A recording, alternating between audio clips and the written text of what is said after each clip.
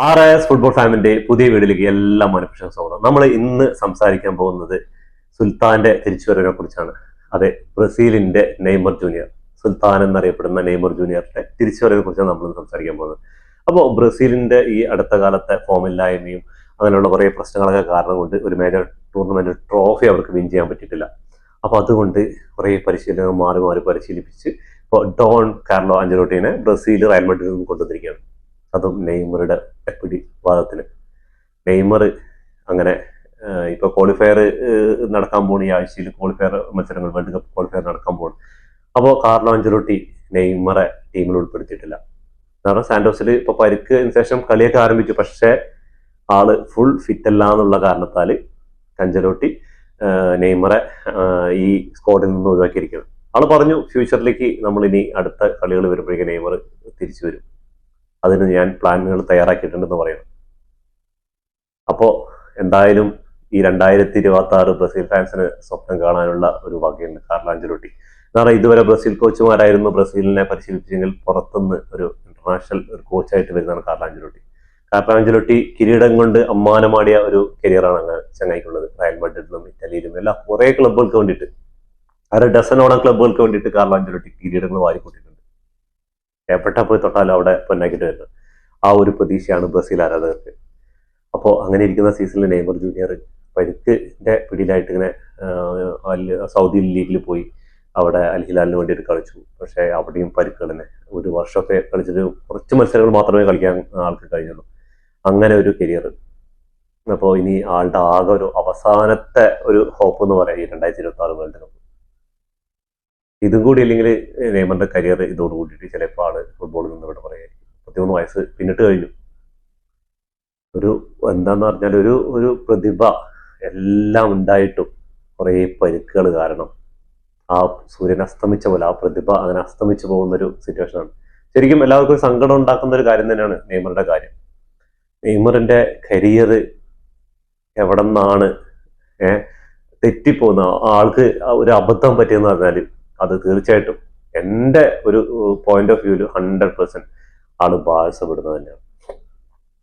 2013 Brazil ക്ലബായ സാന്റോസിൽ നിന്ന് ബാഴ്സലോണയ്ക്ക് 88 million യൂറോയ്ക്കാണ് Barcelona Neymar ജൂനിയറിനെ sign ചെയ്യുന്നത്. സൈൻ ചെയ്ത് ക്ലബിൽ വന്നു. ആൾക്ക് സ്റ്റാർട്ടിങ്ങിൽ തന്നെ ഭയങ്കര മോശമായിട്ടുള്ള പ്രകടനങ്ങളാണ് നെയ്മറിന്റെ ഭാഗത്തു നിന്ന് ഉണ്ടാവുന്നത്. അപ്പോൾ ക്ലബ്ബ് ഫാൻസും കാര്യങ്ങളൊക്കെ ആകെ ഇതിലാണ്. നെയ്മർ ജൂനിയർ സൈൻ ചെയ്ത് വലിയൊരു വണ്ടർകിഡായിട്ട് വന്നതാണ്. പക്ഷെ ഇവിടെ വന്നിട്ട് ആളൊന്നും ചെയ്യാൻ പറ്റില്ല. അങ്ങനെ ഈ ഒരു ഇന്റർവ്യൂവിൽ ആള് പറഞ്ഞൊരു സംഭവം ഞാനിപ്പോൾ അതില് ഒരു കളി കഴിഞ്ഞിട്ട് ആള് ആശാൻ ബാത്റൂമിൽ പോയിട്ട് കോട്ടിലിരുന്ന് ബാത്റൂമിൽ പോയിട്ട് ഇരുന്ന് കരയായിരുന്നു. കരഞ്ഞു വരുന്ന സമയത്ത് മെസ്സി നെയ്മറെ കണ്ടിട്ട് ചോദിക്കുകയാണ് എന്താണ് പ്രശ്നം. പറഞ്ഞ നെയ്മർ ഒന്നുമില്ല. അപ്പോൾ നെയ്മറോട് പറഞ്ഞു മെസ്സി, ഞങ്ങൾക്ക് ഇങ്ങനെ ഒരു നെയ്മർ അല്ല കാണുന്നത്. ഈ സാന്റോസിൽ എന്താണ് ചെയ്തിരുന്നത് അത് ഇവിടെ ചെയ്യണം. നിനക്ക് സപ്പോർട്ടിനായിട്ട് ഞങ്ങൾ ബാഴ്സലോണ ഫുൾ ടീമുണ്ട്, ഞാൻ അടങ്ങുന്ന ഒരു ടീമുണ്ട്. അന്ന് മുതൽ നീണ്ട 5 വർഷം ചരിത്രമായിരുന്നു ബാഴ്സയെ സംബന്ധിച്ചിടത്തോളം. MSN ത്രയം, മെസ്സി, സുവാരസ്, നെയ്മർ അടങ്ങുന്ന ഒരു ത്രയം. എല്ലാ ഡിഫൻസിനും ഗോൾ കീപ്പർക്കും പേടി സ്വപ്നമായിരുന്നു. ചാമ്പ്യൻസ് ലീഗ് അടിച്ചു, ലാ ലീഗ് അടിച്ചു, കോപ്പ ഡെൽ റേ അടിച്ചു, സ്പാനിഷ് സൂപ്പർ കപ്പ് അടിച്ചു, ക്ലബ് വേൾഡ് കപ്പ് അടിച്ചു. ഇനി അടിക്കാത്ത ട്രോഫികളൊന്നുമില്ല. റെക്കോർഡ് സ്കോറിംഗ് ആയിരുന്നു ഒരു സീസണിൽ. ട്രിപ്പിൾ അടിച്ചു ഒരേ സീസണിൽ. ചാമ്പ്യൻസ് ലീഗും കോപ്പ ഡെൽ റേയിലും സൂപ്പർ എസ്പാനിയോളും എല്ലാം അടിച്ചു. അങ്ങനെ ലാലീഗും അടിച്ച്, അങ്ങനെ ട്രിപ്പിൾ അടിച്ചിട്ട് അങ്ങനെ പീക്ക് ടൈമിൽ നിൽക്കായിരുന്നു ചങ്ങായിക്ക്. ഈ 5 വർഷത്തെ കരിയറിൽ ഒരുപാട് കംബാക്കുകളും ഒരുപാട് ഗോളുകളും, അങ്ങനെ ഒരു ബാഴ്സ ഫാൻസിനെ സംബന്ധിച്ചിടത്തോളം കാലം ഒരു എന്താ പറയുക, ഒരു സുവർണ കാലഘട്ടമായിരുന്നു മെസ്സി, നെയ്മർ, സുവാരസ്. അതിന് താങ്ങാനായിട്ട് സാവി, ഇനിയസ്റ്റ, ബുസ്കറ്റ്സ്, അങ്ങനെ കുറെ മിഡ്ഫീൽഡർമാരും അങ്ങനെ ബാഴ്സലോണ ഭരിച്ചിരുന്ന ഒരു 4-5 വർഷമായിരുന്നു. അങ്ങനെ 2017 ഇനി ഇവിടെ നിന്ന് കഴിഞ്ഞാൽ മെസ്സിയുടെ നിഴലിലായി പോകുമെന്നുള്ള തോന്നൽ ചങ്ങായിക്ക് വന്നു. ഈ തോന്നലാണ് നെയ്മറിന്റെ കരിയർ അവസാനിച്ചത്. PSG പോയി കുറെ ഗോളുകളും അസിസ്റ്റുകളൊക്കെ വാരിക്കൂട്ടി, കുറെ പരിക്കുകളും ഉണ്ടായി. അതിനുശേഷം സൗദിയിൽ പോയി, അവിടെയും കുറെ പരിക്കുകളായി. അതിനുശേഷം ഇപ്പോൾ സാന്റോസിലേക്ക് തിരിച്ചു വന്നിരിക്കുകയാണ്. ഇനി സാന്റോസ് നിന്ന് ബാഴ്സയിലേക്ക് തിരിച്ചു വരാൻ ശ്രമിച്ചു, പക്ഷെ അത് നടന്നില്ല. അപ്പോൾ വിശദമായിട്ട് പറയുകയാണെങ്കിൽ 2017 PSG 222 മില്യൺ ലോക റെക്കോർഡ് തുകയ്ക്കാണ് ബാഴ്സലോണ PSG നെയ്മറെ കൈമാറുന്നത്. നെയ്മർക്ക് PSG പോകണമെന്ന് ആഗ്രഹം ഉണ്ടായിരുന്നു. അവിടെ പോയി ചാമ്പ്യൻസ് ലീഗ് നേടിയ ഒരു ബാലൻഡിയർ ആയിരുന്നു ആളുടെ വലിയ ആഗ്രഹം. മെസ്സി ആ സമയത്ത് നെയ്മറോട് പറഞ്ഞൊരു ആർട്ടിക്കിൾ ഉണ്ടായിരുന്നു, നിനക്ക് നല്ല ഒരു പ്ലെയർ ആവാൻ, അതേപോലെ ബാലൻഡിയർ ആണ് നിനക്ക് വേണ്ടതെങ്കിൽ ഞങ്ങൾ നിന്നെ ഹെൽപ്പ് ചെയ്യാം, ഞാൻ നിന്നെ ഹെൽപ്പ് ചെയ്യാം എന്ന് പറഞ്ഞു. പക്ഷെ നെയ്മർക്ക് അത് നിരസിക്കേണ്ടി വന്നു ആ ഒരു ഓഫർ. നെയ്മർ സ്വന്തം കഴിവുകൊണ്ട് തെളിയിക്കുക എന്ന് പറഞ്ഞുകൊണ്ട് PSG പോയിട്ട് അവിടെ ഉണ്ടായിരുന്നു ഒരുപാട് താരങ്ങൾ. അതേപോലെ ബാഴ്സലോണയ്ക്കും നെയ്മറിനെ വിട്ടുകൊടുത്തതിൽ ഒരുപാട് തെറ്റുപറ്റി. കാരണം നെയ്മർക്ക് ശേഷം വൻ തുക മുടക്കി ഗ്രേസ്മാൻ, കുട്ടീനോ, ഡെംബലെ അങ്ങനെ ഒരുപാട് പേരെ സൈൻ ചെയ്തു.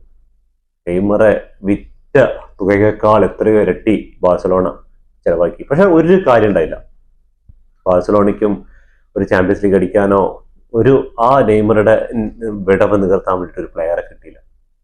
സത്യം പറഞ്ഞാൽ ആ ഒരു കൈമാറ്റത്തിൽ നെയ്മറുടെ കരിയറും ബാഴ്സലോണ കരിയറും മങ്ങിപ്പോയതാണ് കുറെ കാലം. അങ്ങനെ PSG കുറച്ചു കാലം ശേഷം PSG Messi Barcelona contract sign ചെയ്യാൻ പറ്റാത്തത് കൊണ്ട് മെസ്സി PSG പോയി. അവിടെ വലിയൊരു ഇമ്പാക്ട് ഉണ്ടാക്കാൻ പറ്റും, മെസ്സി, എംബാപ്പെ, നെയ്മർ. പക്ഷെ ഒരു ചാമ്പ്യൻസ് ലീഗ് ആയിരുന്നു PSG എന്ന ക്ലബിന്റെ ഭയങ്കര കാലത്തെ ഒരു കിട്ടാക്കനിയാണ്.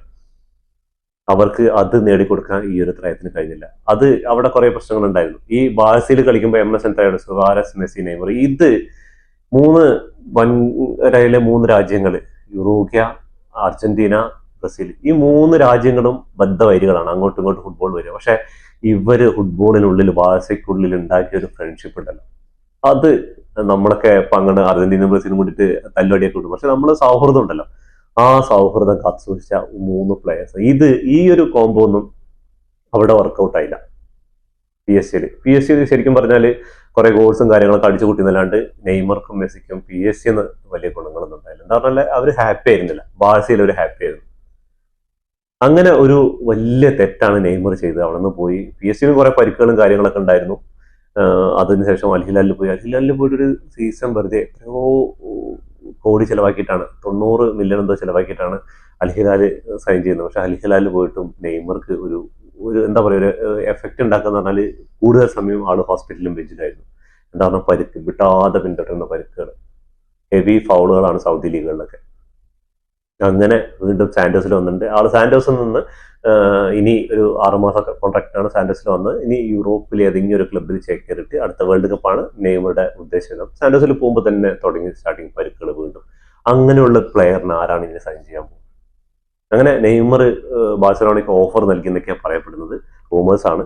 പക്ഷെ ബാഴ്സലോണ ആദ്യം ഓക്കെ ആയിരുന്നു, എന്താ സ്പോട്ടിഫൈ ക്യാമ്പ് നൗ ഓപ്പൺ ആകുമ്പോൾ 2026 അപ്പോൾ ഒരു പുതിയൊരു പ്ലെയർ സൈൻ ചെയ്യണം, ആ ഒരു ഹൈപ്പ് ഉണ്ടാക്കാൻ വേണ്ടിയിട്ട്.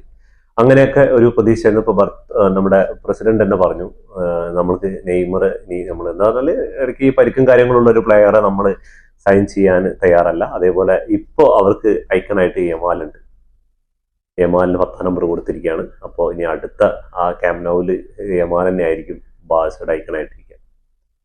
പറയാൻ പറ്റില്ല, മേ ബി ഒരു ചാൻസ് ഉണ്ട് ചിലപ്പോൾ ഒരു 6 മാസം അല്ലെങ്കിൽ 1 മാസം ബാഴ്സയിലൊന്ന് കളിക്കാനൊക്കെ. അതൊക്കെ ബാഴ്സ ഫാൻസിനുള്ള ആഗ്രഹങ്ങളാണ്, മെസ്സിയും നെയ്മറും ഒക്കെ ഒരു തിരിച്ചു വരവ്. കാലങ്ങൾ കഴിഞ്ഞുകൊണ്ടിരിക്കുകയാണ്, അവരുടെയൊക്കെ കരിയർ അവസാനത്തിലേക്ക് പോയിക്കൊണ്ടിരിക്കുകയാണ്. അപ്പോൾ നിങ്ങളുടെ അഭിപ്രായത്തിൽ എന്താണ് നെയ്മർക്ക് പറ്റിയത്? പരിക്കുകൾ തന്നെയാണ് മെയിൻ റീസൺ.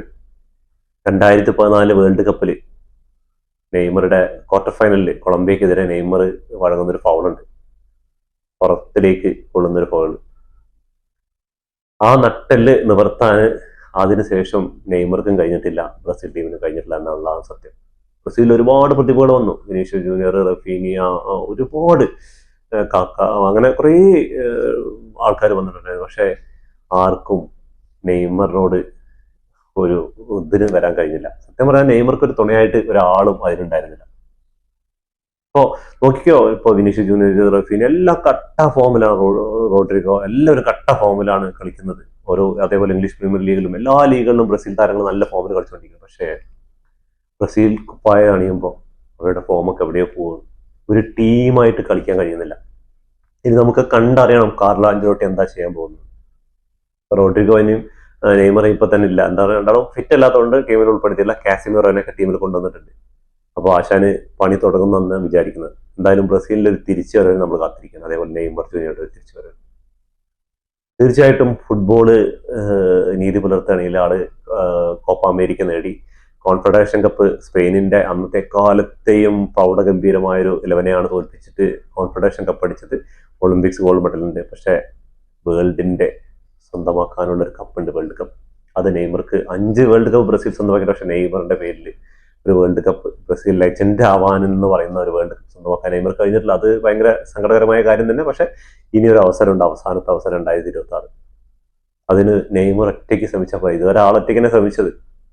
അതിനൊരു ടീമായിട്ട്, ആ ടീമായിട്ട് ഇതുവരെ ലാറ്റിൻ അമേരിക്ക യോഗ്യത വരെ നേടിയിട്ടില്ല ബ്രസീൽ. ആകെ നേടിയിട്ടുള്ള അർജന്റീന മാത്രമാണ്.